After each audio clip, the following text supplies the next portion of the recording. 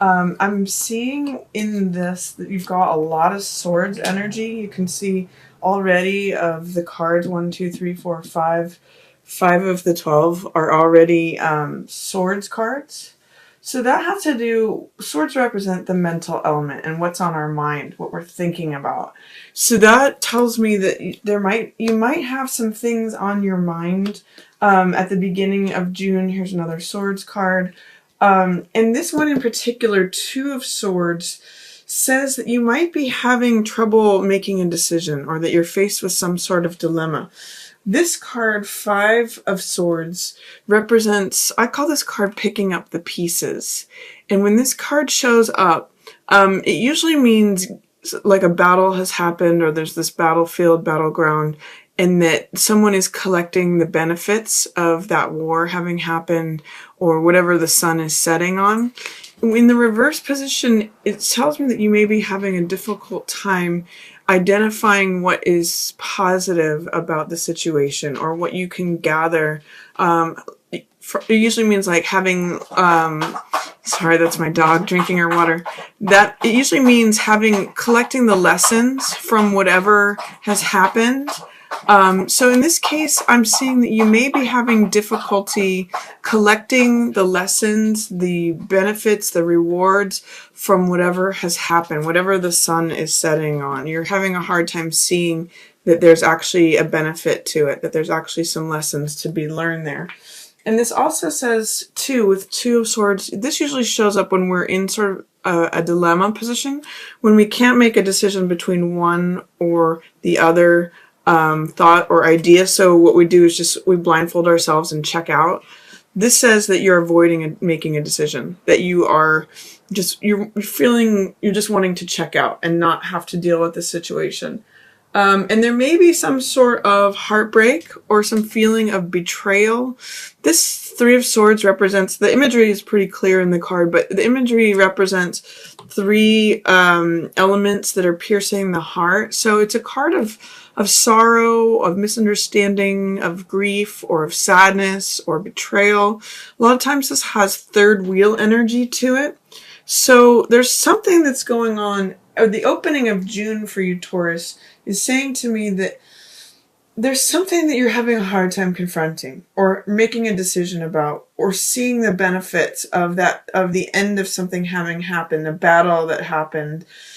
There's something that is weighing on your heart, is what I'll say, and also on your mind at the opening of June, Taurus. And because of all of that, it may be preventing you from seeing that you have this wonderful Ace of Wands available to you. This card is showing up. So this energy is available to you. But when it's in the reverse position, it's in shadow, it's in suppression, there's some doubt or fear covering it. And this is like a brand new spring. This actually has a lot of June energy to it, to me. Ace of Wands is, new, fresh beginnings. All aces are beginnings. It's like a fresh start. And Ace of Wands is the archetype of the person who's in front of the parade, who is out front, like tossing the baton, leading the parade, leading the charge. It's also the image of the person who's running the race. And it's the runner who is the active element, who holds the baton. So it's kind of like there's this new life. And that's also what this flowering sprig of oak represents, is new life, especially with that ace. And the universe is trying to hand this to you. So there's new life ahead.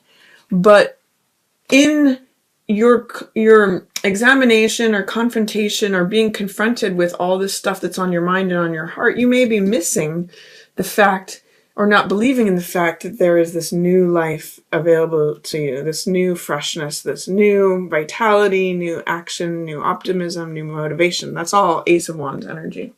So try, if you can, to take that blindfold off, even if you're in pain, even if you're confronting something that's difficult, and see this sort of fresh world. You can see these cards are very different. This card is in shadows. It's in, like, there's rain clouds here, storm clouds. In the Rider-Waite, it's raining. And this card is like the feeling of after the rain. It's the fresh new day. It's when the clouds come out and the sun comes out. So see if you can look through whatever is happening here to realize that this is also here. It's available to you if you should choose to believe in it. You're saying to me here right now, you're not believing in it. You're having doubts or fears about a new fresh start, new life, new vitality, new chapter, new cycle. But it is there for you, Taurus, if you should choose to receive it. And often too with these aces, you've got another ace here too.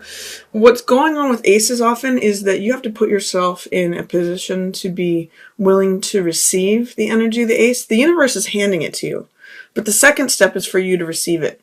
So that is what I'm going to say, is put yourself in a position of being willing to receive new energy, new vitality. I'm going to use the word renewal here because I think it applies after this sort of storyline.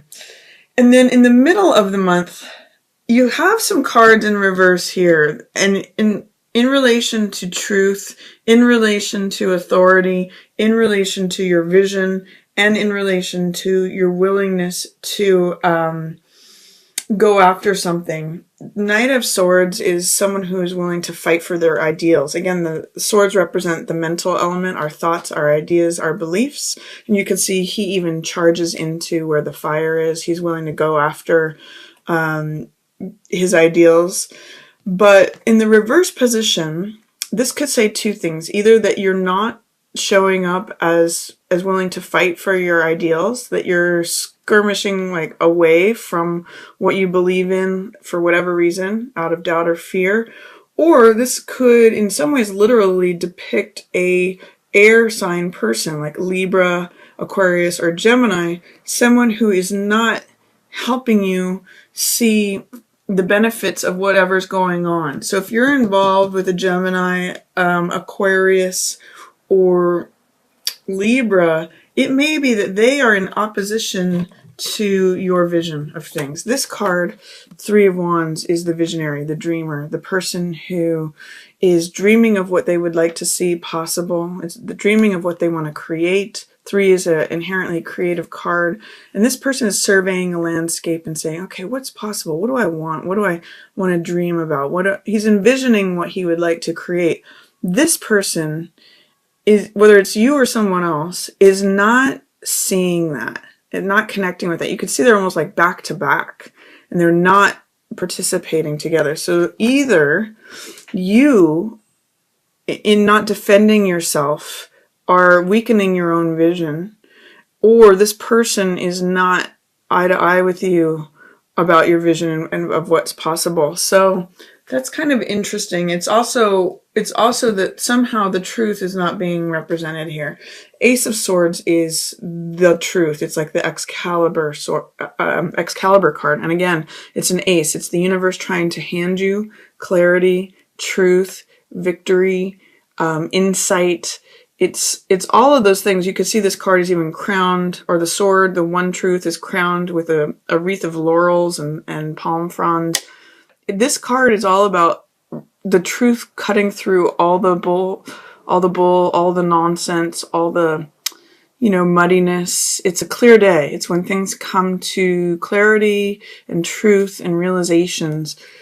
That's being blocked right now. And I get the sense it has to do with whatever's on your heart. And then also you need to heal yourself. This card, Six of Swords, is often about healing and recuperation before you can access what's true here. Like there may be some obscuring of the truth in the middle of the month.